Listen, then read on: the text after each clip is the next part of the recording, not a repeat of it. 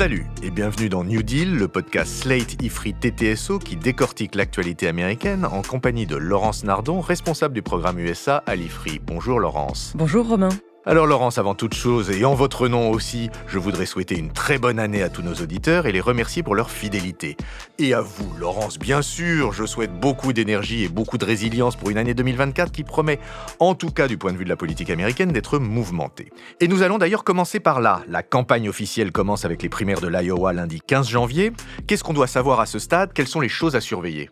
Bonne année à vous aussi, Romain, et bonne année à tous nos auditeurs.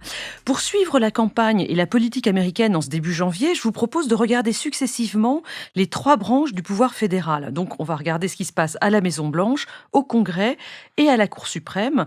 Tous les 3 ont une actualité forte ces jours-ci.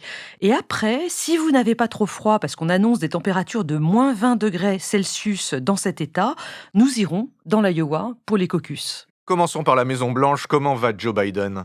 Il est en campagne, ça c'est absolument clair. Il a prononcé plusieurs discours importants ces derniers jours. Le premier, c'était le 6 janvier, 3e anniversaire de l'assaut du Capitole du 6 janvier 2021. Il a rappelé le danger que court la démocratie américaine, non seulement si Trump est réélu, avec un programme ultra-conservateur et autoritaire, mais aussi si Trump perd, puisqu'un échec pourrait de nouveau provoquer des événements insurrectionnels, donc comme en 2021. Une loi, je le précise au passage, a été votée en 2022 pour préciser le rôle du vice-président dans la certification des résultats, ce qui se passe le 6 janvier très précisément, mais on peut imaginer que des débordements pourraient être possibles chez ses partisans à d'autres moments du processus électoral, fin 2024, début 2025. Alors ça, c'est pour le premier discours, mais il me semble que Joe Biden en a prononcé un deuxième à Charleston, en Caroline du Sud. Et Charleston était l'endroit où un suprémaciste blanc, je vous rappelle, avait ouvert le feu et tué 9 personnes en 2015. Oui, c'était dans une église afro-américaine méthodiste, l'église Mother Emanuel. D'ailleurs, pendant la cérémonie en 2015, on avait vu Barack Obama chanter Amazing Grace de manière vraiment extraordinaire. Et c'est dans cette église que lundi 8 janvier, Biden a prononcé un discours qui était là, axé sur l'antiracisme, l'importance de la communauté afro-américaine dans l'histoire américaine, etc. Donc on a 2 discours, un sur la défense de la démocratie, l'autre destiné à l'électorat africain-américain, 2 thèmes ou sujets qui vont être vraiment centraux dans la campagne démocrate. Il y a 2 autres sujets, le bon état de l'économie qu'il faut absolument rappeler à l'électorat et les menaces contre les droits des femmes, je pense évidemment à la contraception. On peut donc s'attendre à d'autres discours de Joe Biden sur ces thèmes. Mais nonobstant ces discours et ces thèmes de discours, est-ce que vous pouvez nous dire où Biden en est en termes de sondage à l'heure actuelle? Ça va pas mieux qu'avant Noël. On a toujours 56% de l'électorat qui désapprouve son action contre 39% seulement qui l'approuve. Des chiffres 538 de janvier, Biden est toujours largement perçu comme n'étant pas en état ni de faire campagne, ni d'assurer un second mandat. Ok, pas de changement là-dessus donc, mais passons au Congrès. La session est rouverte depuis le 8 janvier, et quelle est l'actualité? Oui, en effet, les membres du Congrès sont revenus de vacances ce lundi. Leur actualité, c'est pas vraiment les élections pour l'instant, encore que beaucoup d'entre eux devront personnellement se faire réélire dans leur circonscription.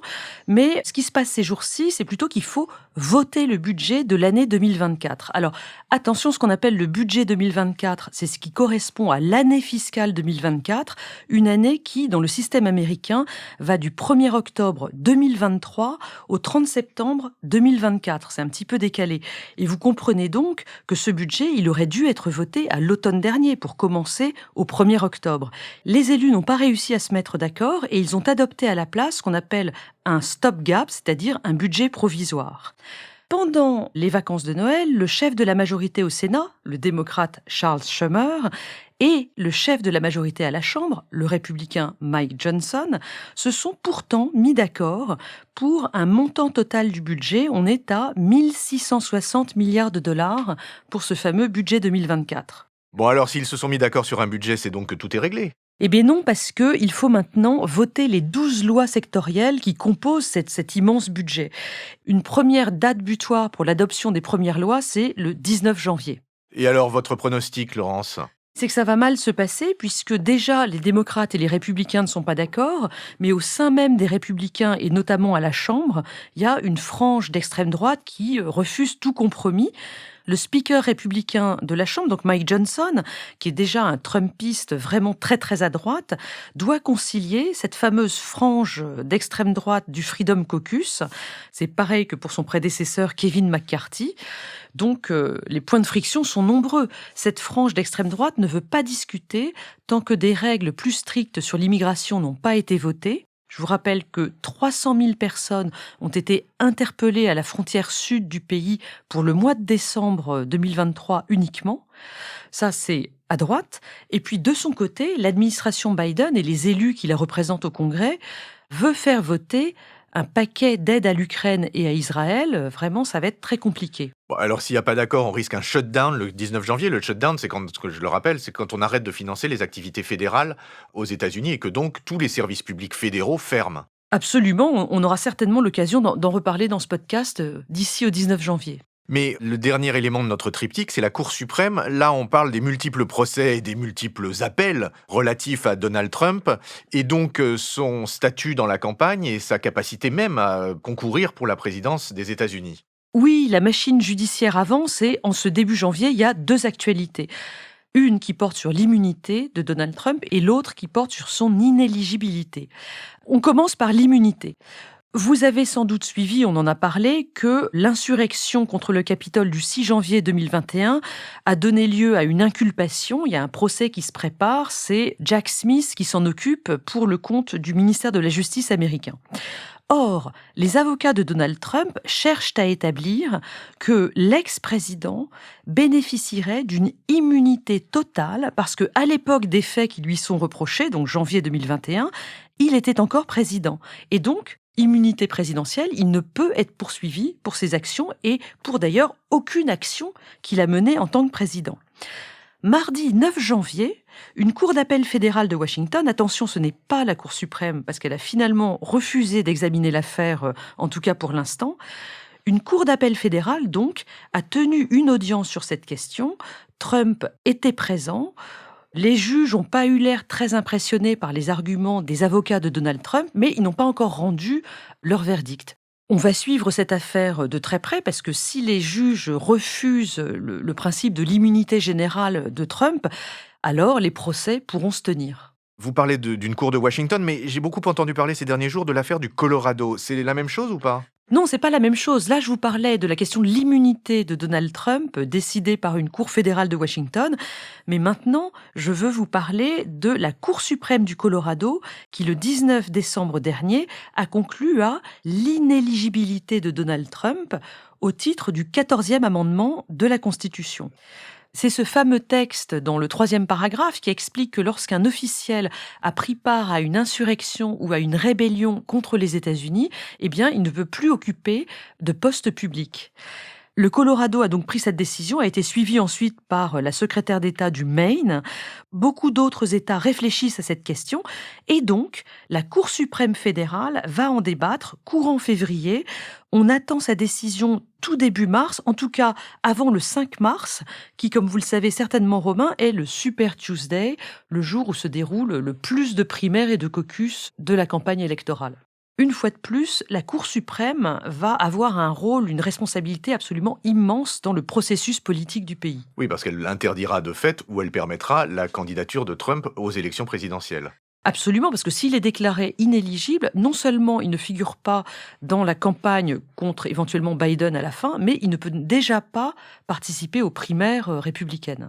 Vous pouvez clarifier un petit peu le calendrier, justement ? Oui, bien sûr, sur les multiples procès de Trump, celui sur le 6 janvier et celui sur la fraude des comptes de campagne, vous savez, l'affaire Stormy Daniels, un démarrage est prévu pour mars 2024. Le procès sur les documents classifiés que Trump n'a pas voulu rendre et a cachés à Mar-a-Lago, celui-là, il est prévu pour le mois de mai. Celui de Géorgie pourrait démarrer, quant à lui, à l'été 2024. Oui, Géorgie, c'était l'espèce d'exigence de Trump d'aller trouver des voies supplémentaires en sa faveur dans cet État-là. Absolument. Or, si dans ces 4 procès, et puis la question de l'immunité et de l'inéligibilité, Trump attend bien sûr une réponse des juges qui lui soit favorable, il cherche aussi dans tous ses appels judiciaires à retarder ces procès, à les repousser après les élections de novembre pour que ça ne puisse pas lui nuire vis-à-vis de l'électorat. Mais attendez, je comprends pas très bien. S'il était condamné post-élection en ayant été élu à la Maison-Blanche, il serait pas tenu de démissionner ou d'effectuer ses peines? Dans un monde idéal, certainement, mais Trump a déjà laissé entendre à plusieurs reprises que, dans ce cas de figure, il pourrait s'autogracier en tant que président. Alors d'abord, ce serait une première, mais en plus, il ne pourrait s'autogracier que dans les affaires fédérales. S'il est condamné dans l'affaire de la Géorgie, qui est une affaire dans un État, là, il ne pourrait pas se gracier en tant que président.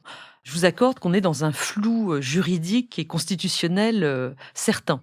Bon, alors ça, c'est les 3 institutions du pouvoir, mais hors institution, il y a aussi la campagne des primaires républicaines. Les choses sérieuses commencent ce lundi 15, le lundi qui vient, avec le caucus dans l'Iowa. Oui, le problème immédiat pour la tenue de ce caucus, c'est qu'il y a une tempête de neige dans le Midwest cette semaine et un gros coup de froid, on le disait en introduction, prévu pour lundi 15. Pour l'instant, ça gêne surtout les candidats secondaires, Nikki Haley ou DeSantis, parce qu'ils ont dû annuler un certain nombre d'événements de campagne cette semaine. Trump, qui a une énorme avance dans cet État, comme au niveau national d'ailleurs, est assez peu présent sur le terrain. Oui, énorme avance, hein, pour redonner les chiffres, enfin les chiffres des 3 premiers candidats. Trump est à 50% d'intention de vote dans l'Iowa, Ron DeSantis à 17 et Nikki Haley est à 16. Et puis de toute façon, Trump n'est pas sur le terrain parce qu'il ne peut pas être partout. Et je vous rappelle que mardi 9, il était à Washington à assister à son propre procès. En conclusion, Romain, je voudrais juste rappeler qu'il y a un micro-suspense autour de Nikki Haley, dont beaucoup même parmi les républicains, espèrent qu'elle ferait un score inattendu dans l'Iowa qui ferait boule de neige dans les États suivants des primaires républicaines. Nous suivrons ça, bien entendu, de très près. Eh bien, nous verrons donc la semaine prochaine si Nikki est une comète. Je vous remercie et je vous laisse sur ce jeu de mots sublime, Laurence. Et je me réjouis de vous retrouver la semaine prochaine pour une nouvelle année ensemble. À très bientôt. Merci Romain, à la semaine prochaine. Retrouvez New Deal chaque semaine sur Slate Audio et toutes les plateformes de podcast.